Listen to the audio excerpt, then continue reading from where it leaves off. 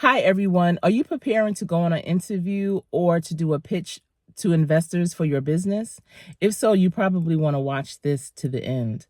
So, a lot of times when people are going on an interview or even pitching their business to investors, they don't have robust packets with them.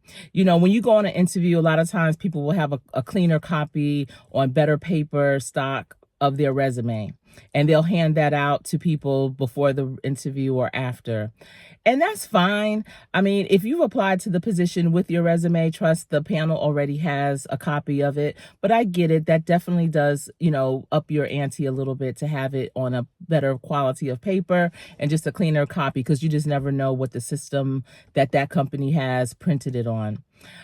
Also, when you pitching your business, a lot of times people will just have their numbers, what they're requesting, maybe their business plan in terms of what it is that they do and how they do it and things of that nature. But I want you to elevate that today. I want you to start today to craft this. This is a professional portfolio that you'll put together and you'll take with you to an interview. You'll take with you to a pitch that you are doing for investors. And in this portfolio, you want to include your professional bio. Your bio should be so dynamic that when you read it or when you hear it read, you're like, who are they talking about? Oh, wait, that's me. You want to be just as excited and touched and filled as the person that receives it. So you want to have your professional bio. That bio should outline who you are, what you've accomplished in your career, the innovational things that you've done, your collaborations. You want to have as much information on there that highlights you as a professional, but make sure it's no more than 3 to 4 at the most paragraphs. It should only be a one-pager so that it could easily be read, but it's something that keeps the reader wanting to read and also wanting to know more about who this person is. Next, you want to also have a copy of your resume. So have an actual copy. It could be a functional resume because that one will highlight some projects that you've worked on, some impactful projects. Make sure that they are quantified as well. Then you also want to have a list of things that you've done, like presentations, panels, facilitations. What were those topics? How many people were in attendance? Try to quantify it as much as possible. If you have any pictures of yourself presenting or on a panel, insert those as well. Put them in there on, part of the actual sheet where you have them listed. If you're considering yourself a professional, a SME, a subject matter expert in your industry, you absolutely should have some things written, articles. They could be collaborated articles. I've done a couple of collaborated articles with my mentor who's in San Francisco. Shout out to her. And, where you're writing about your industry, but from 2 different perspectives, and have your own articles. Absolutely. And I've done that as well. But have the link to those articles because they all should be searchable on the web, via Google, but you should have a link to them. So make sure those links are there. If you've done podcasts about what you are an expert in, have the link to those podcasts there as well so that they can also refer back to them. Make sure that this is a tangible document that you have as well as electronic. So as you are giving it out, make sure you also send it to them electronically. You want to have your performance review documents also in there. So your performance review should reflect who you are, what you've accomplished, and how impactful it was to the business or organization.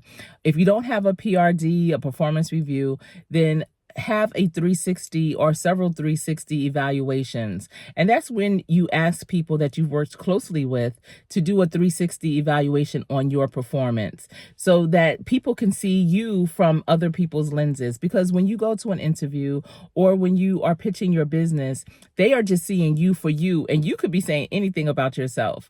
But hearing it from other people's perspectives, seeing how they view you as that professional is so impactful.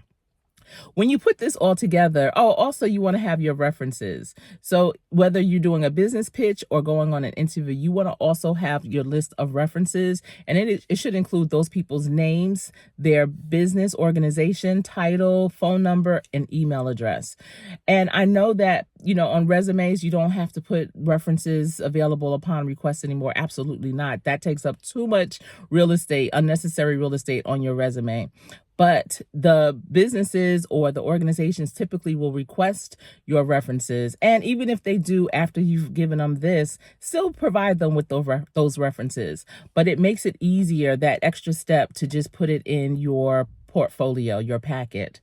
Now, I always get my packets spiral bound. So you can go to a FedEx store or any business office supply type of store that does printing and get all of those things spiral bound. Have a cover sheet, have tabs with table of contents so that they can quickly go to the section that they want to review more closely and more easily.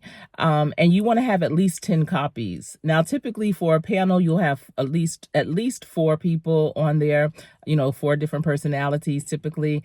And so you want to have at least 10 copies just in case, you never know. Listen, I've done a interview process to do apprenticeships, to develop apprenticeships for a particular organization, and they had 10 people, 10 in my presentation. It was crazy. I walked in, I was like, oh, wait a minute.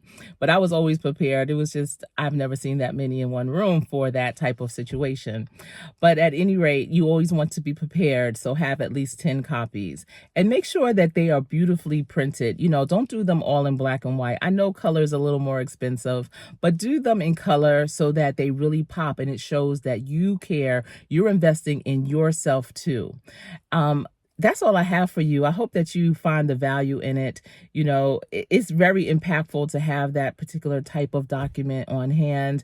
When a panel receives it, when investors receive it, they are very impressed and they are able to really get a full circle, viewpoint of who you are and really determine if you are that best fit. And typically you will be with that type of handout.